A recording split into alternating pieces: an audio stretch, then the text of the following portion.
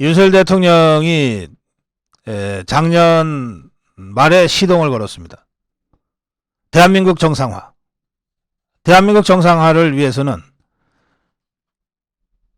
최소한 3대 개혁은 확실하게 해야 한다. 노동개혁, 교육개혁, 연금개혁. 그 중에서도 강조의 강조를 맞이 않았던 것이 바로 노동개혁이었습니다. 노동개혁 문제는 해가 바뀐 올해 초에도 윤석열 대통령이 이미 여러 차례 그 중요성을 얘기하고 있습니다. 윤석열 대통령이 생각하는 노동개혁은 딱 한 가지입니다. 노사법치주의 확립. 노사법치주의 확립. 노사관계도 노동자들의 노동상권 행사도 법에 의해서 해야 된다 이거예요. 법에 의해서 해야 된다. 법이 인정하고 합법적으로 부여한 범위 안에서 쟁의를 하든 단체 행동을 하든 하라. 그것은 법이 보호해 줄 것이다. 그러나 법이 보호하지 않는 다른 불법 탈법은 어떤 경우에도 용납할 수 없다. 그것을 새로운 노사관계의 관행이자 문화로 정착시키겠다. 이게 윤석열 대통령이 생각하는 노동개혁의 핵심입니다. 노사법치주의. 노사법치주의. 그런데 여러분, 법을 만드는 것은 쉽지만 그 법이 그 사회에 뿌리내리고 정착돼서 누구도 부정할 엄두를 내지 못하는 하나의 사회 질서로 정착되는 과정은 시간이 좀 걸려요. 그리고 그 전까지 멋대로 해왔던 나쁜 관행, 나쁜 문화가 수십 년간 내려온 상태에서 이것을 법치주의에 맞춰서 고치는 데에는 상당한 고통과 마찰이 불가피합니다. 법대로 하자고 하는 말 자체는 누구도 부정하지 못하지만 법대로 하자고 했을 때 예전 지금까지 다 이래 해왔는데 왜 갑자기 이제 와서 이러냐라고 하는 식의 법치주의 부정, 사실상의 법치주의 부정 이런 것들이 곳곳에서 쏟아질 수 있기 때문에 그래요. 그래서 윤석열 대통령이 추진하는 노동개혁 핵심은 간단한데 법대로 하자는 거예요. 노사법치주의를 정립하자는 것인데 이것을 현장에서 살아있는 원칙으로 구현하게 하는 과정은 상당한 고통과 갈등과 시간을 요하는 것이다. 그런데 이걸 현장에서 노사가 모두 실감하는 원칙으로 정착시켜 놓지 않으면 이 개혁은 성공할 수 없다. 그래서 제가 오늘 칼럼 현장에서 노동 현장에서의 불법 척결 이것에 노동개혁의 운명이 달렸다. 이렇게 말씀드리는 겁니다. 자, 노동 현장 그 중에서도 특히 불법 탈법이 판을 치고 있는 건설 노동 현장을 다시 한번 살펴보겠습니다. 우리나라의 건설 현장은 대부분 대기업의 시공사들이 시공권을 딴 다음에 상당히 많은 부분 중소건설사들 전문 건설업체들에게 하청을 주고 재하청을 주는 형식으로 이루어집니다. 그래서 실제 건설 현장은 삼성 엔지니어링, 현대건설 이런 데가 시공사로 떡하니 간판을 붙여놓고 공사를 하지만 실제로 거기서 일하는 건설 인력들은 대부분 중소규모의 건설사 소속 노동자들입니다. 자, 그런데 이 중소건설사의 현장을 관리하는 관리자들은 하나같이 이렇게 얘기합니다. 노조가 건설 현장에서 저지르고 있는 각종 불법 행위를 완전히 척결하지 않으면 건설 현장의 안전성도 보장이 안 된다. 왜? 이 중소 건설사들도 뭔가 이익을 남기려고 공사를 하는 거 아니에요. 이게 무슨 봉사단체가 아니잖아요.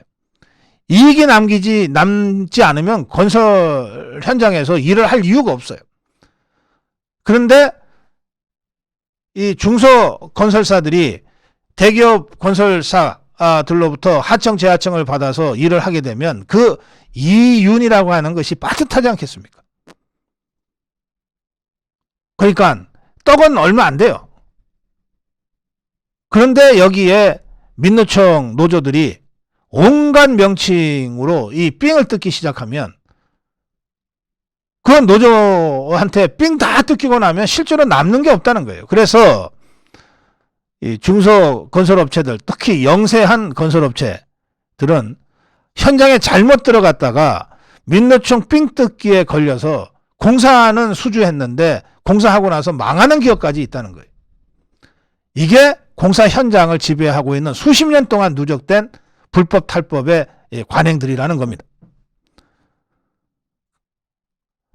자, 그렇게 되면 공사는 해야 되겠고 회사는 이윤을 남겨서 유지를 해야 되겠는데 민노총의 삥 뜯기는 끝없이 계속되고 안 줄 수는 없고 결국은 근로자들의 안전을 위해서 투자해야 될 부분들을 빼돌려서 민노총 입틀어 막는 데 쓸 수밖에 없다는 거예요. 그러다 보니까 건설 현장이 안전 불감증 지대로 요행만 바라면서 뭐 설마 사고 나겠어? 이러면서 악순환이 계속 왔다는 겁니다. 현장 관리자들은 이렇게 얘기합니다. 하루빨리 공사를 진행하려면 어쩔 수 없이 노조 갑질과 요구를 들어줘야 합니다. 안전관리 분야에 제대로 된 비용을 쓰기가 어렵게 되는 겁니다. 대한건설협회에 따르면 협회 소속 약 8,600개 회원사가 건설 현장에서 벌어지는 노조의 불법 탈법 행위를 해결해달라. 그러지 않고서는 우리가 안전하게 건설 현장을 관리할 수 없다. 이런 탄원서에 서명을 했습니다.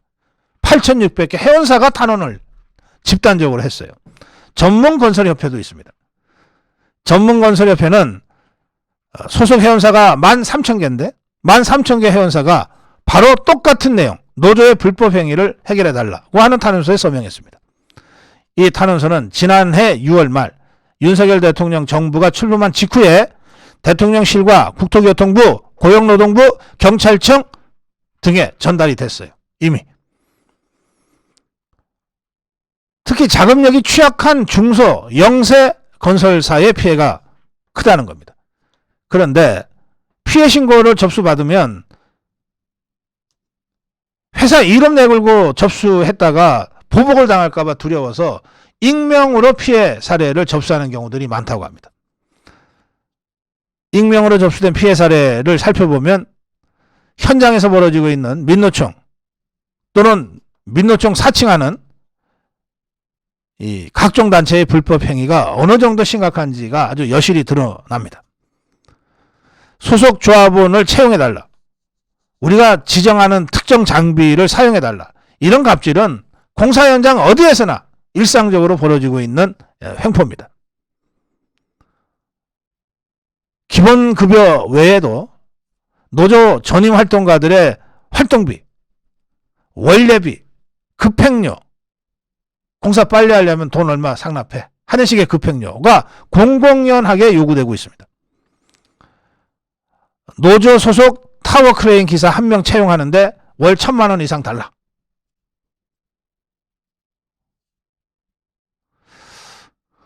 그래서 나온 은어가 월천 기사, 월 1,000만 원 기사 라는 은어까지 건설 현장에서 만들어졌다는 겁니다. 그런가 하면 야, 월급 주는데 세금 빼고 전액 현금으로 달라. 이런 요구도 뭐 심심치 않게 제기되고 있습니다. 이게 회계관리 빼돌리려고 하는 거죠.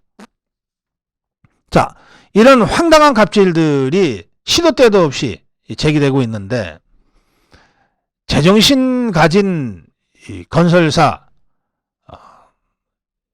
경영자라면 이거 다 거부할 수밖에 없어요. 아니 이게 무슨 법에도 없는 이런 요구를 해. 너네가 양아치야. 거부할 수밖에 없어요. 거부를 하면 그때부터 이제 지옥이 시작됩니다. 수십 명, 수백 명 노조원들이 동원돼서 공사를 방해합니다. 건설 현장 입구에 공사 차량 출입을 막아버립니다. 심야 새벽 시간에 장송곡을 틀어놓습니다. 확성기로 소음을 일으켜서 지역 주민들한테 피해를 줍니다. 주민들이 시끄럽다 그러고 항의를 하면 건설사의 책임이 있어. 왜 우리한테 그래? 라고 떠넘깁니다. 주민 신고로 경찰이 출동해도 그때 마이크 잠깐 껐다가 경찰 돌아가면 다시 킵니다. 이걸 직업적으로 하고 있어요. 직업적으로. 아예 매뉴얼이 있어요.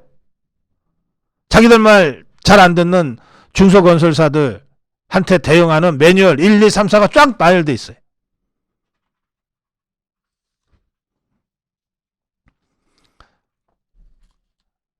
또 이른바 합법추댕이라고 하는 걸 이자들이 하는데, 관할 구청이나 노동청에는 공익신고를 가장한 이 노조 민원이 시도 때도 없이 접수됩니다. 그러면 일단 공익신고 접수가 되면 구청이나 노동청에서 현장 조사 안 나갈 수 없고, 현장 조사 나가는 순간 현장 스톱되죠. 현장 상공을 드론으로 불법 채증을 한 사진 자료를 첨부한 이메일 신고가 하루에도 수십 개씩 들어온다고 합니다. 드론 요즘은 아무나 다 띄울 수 있잖아요. 띄어서 뭔가 현장 상공에서 촬영한 사진인데 이게 불법이다 라고 하는 식으로 사진 자료를 첨부해서 이메일로 신고를 하면 구청이나 고용노동부에서 안 나가볼 수가 없잖아요. 안 나가면 직무유기라고 또 고발을 할 텐데. 그때마다 공사 현장이 스톱되는 거예요. 이자들은 초짜들이 아니에요. 공사 현장을 수년 수십 년간 돌아다닌 자들이고, 그러면서 이런 식의 그 삥뜯기 투쟁에 이력이 나 있는, 이골이 나 있는 자들이에요. 건설사 약점을 꿰차고 있다고 합니다. 불법 외국인을 색출한다는 명목으로 근로자 신분증 검사를 직원들이 한답니다. 현장 상공에 드론을 띄워서 폐기물을 적재한 장소를 찍어서 안전환경관련법 위반했다고 환경부에다가도 고발합니다. 이런 일을 며칠간 반복하면 건설사, 그것도 중소규모 건설사나 영세한 건설사 견디를 낼 수가 없어요. 공기는 계속 늦어지지. 계속해서 민원이 접수되고 관에서 나와 사치. 그냥 저것들 원하는 대로 돈 몇 푼 줘주면 조용히 끝날 텐데. 결국은 그렇게 해서 노조의 횡포에 굴복하게 되는 겁니다. 이거 조금 버티면, 나 그렇게는 못해, 버티면 시도 때도 없이 이자들의 공익신고 받고 달려온 구청 직원들, 고용노동부 직원들 때문에 현장이 멈춰서고, 그때마다 비용이 계속해서 나가게 되죠. 그리고 과태료 처분 덤터기 쓰게 됩니다. 이 때문에 이런 거 저런 거 횡포를 한두 번 당해본 사람들이 아니니까 민노총이 나타났다, 이렇게 요구한다 그러면 그 이후의 상황이 빤하게 예상이 되잖아요. 아, 내 친구가 하던 건설사가 이 민노총 요구 거절했다가 한 달 만에 문을 닫았다던데, 뭐 이런 얘기들 다 알 거 아닙니까 서로. 그러니까 이제는 민노총이 딱 나타나면, 예, 얼마? 오케이, 우리 조용하게 정리하고 잘 끝내자, 이렇게 될 수밖에 없다는 겁니다. 노조의 부당한 요구를 들어줄 수밖에 없는 것이 현장 관리자들의 하나 같은 얘기입니다. 대한건설협회 관계자는 건설사가 안전관리에 만전을 기한다 해도 여러 공정이 복잡하게 얽혀있는 건설 현장 특성상 노조가 마음만 먹으면 위법사항 찾아내는 게 어렵지 않다. 노조는 이런 약점을 악용하고 횡포를 부리고 있다. 예컨대 대표적으로 공사 현장에서 산업재해가 발생을 하면 산업안전관리공단, 노동부 산하에 산업안전관리공단이 와서 그 산재 현황을 살펴보고 원인을 제거하고 공사를 재개해도 좋다고 할 때까지 공사 현장이 중단됩니다. 대규모 공사 현장에서 이런 일이 발생하면 공사가 중단되는 그 기간 동안 하루에 몇 억씩 금융비용이 발생해요. 공사는 못하고. 공기가 지연되면 그 이후에 페널티까지도 감수해야 돼요. 그런데 이런 일이 어떻게 발생하냐? 어떤 사람이 못 박다가 일부러 망치로 손을 내리쳐서 다치면 산재입니다. 이게 자기가 직접 자해적인 행동을 한 건지 아니면 진짜 일하다가 실제로 실수로 산재가 발생했는지를 무슨 수로 정밀 감식을 합니까? 이렇게 해서 나 이 산재 당했다. 나 산재 신고할 거야. 뭐 한 1억만 주면 내가 눈 감아 줄게. 내가 병원 가서 그냥 치료하고 마를게. 이렇게 삥 뜯게 하는 게 공사 현장이에요.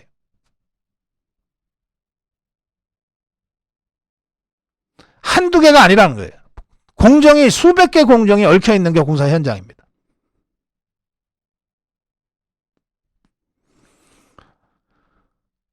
이걸 참다 못하고 법적 대응을 했다가 낭패를 본 사례가 적지 않습니다. 불법 채용 문제로 문제 제기한 현장 관리자에 대해서 노조가 안전관리부실 불법 폐기물 투기 등 다른 사안으로 역고소를 해버리면 엮여서 감옥살이까지 하게 됩니다.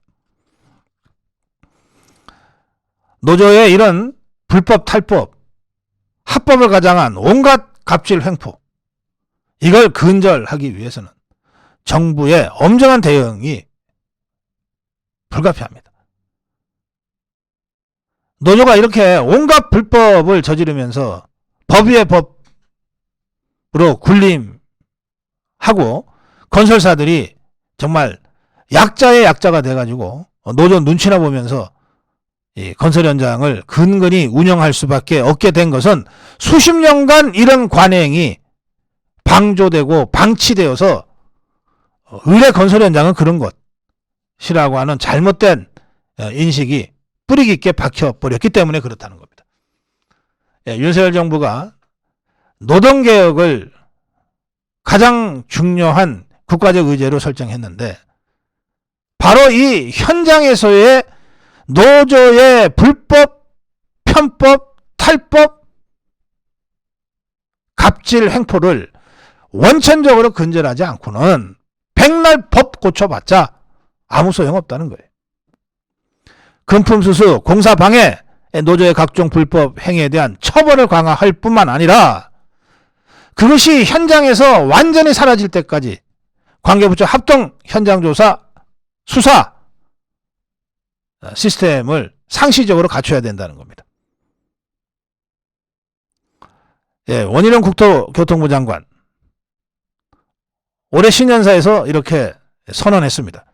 지금까지 화물연대와 건설노조 등 조직화한 소수가 다수 근로자의 정당한 권익을 침해하고 국가 경제까지 볼모로 잡았다. 새해에는 범정부적으로 강력하고 실효성 있는 대책을 세워 소수 집단이 선량한 다수를 짓누르는 비정상을 반드시 정상화하겠다.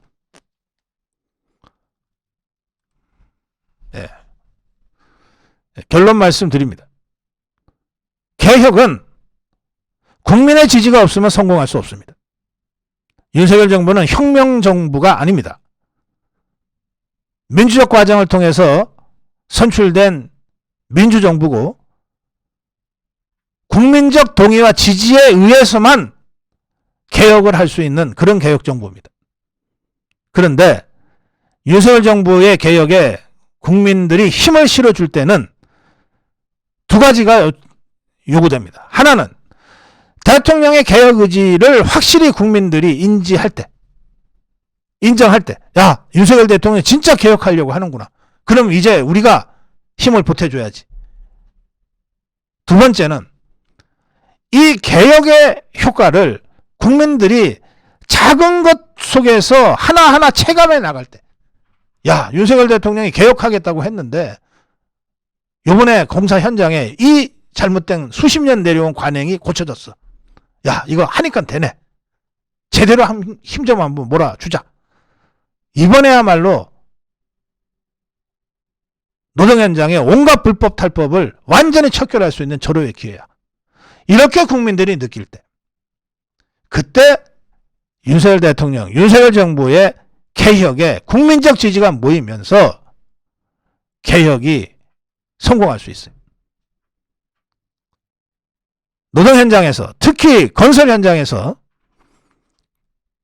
국민들이 대통령의 개혁 의지, 장관의 개혁 의지, 그리고 그 개혁의 성과를 피부로 실감할 수 있을 때 개혁이 성공할 수 있다. 이 점을 윤석열 대통령과 관계부처 장관들이 깊이 가슴에 새기고 정말 스피디하게 그리고 실효성 있게 개혁을 추진해 나갈 것을 촉구합니다. 고성국 칼럼이었습니다.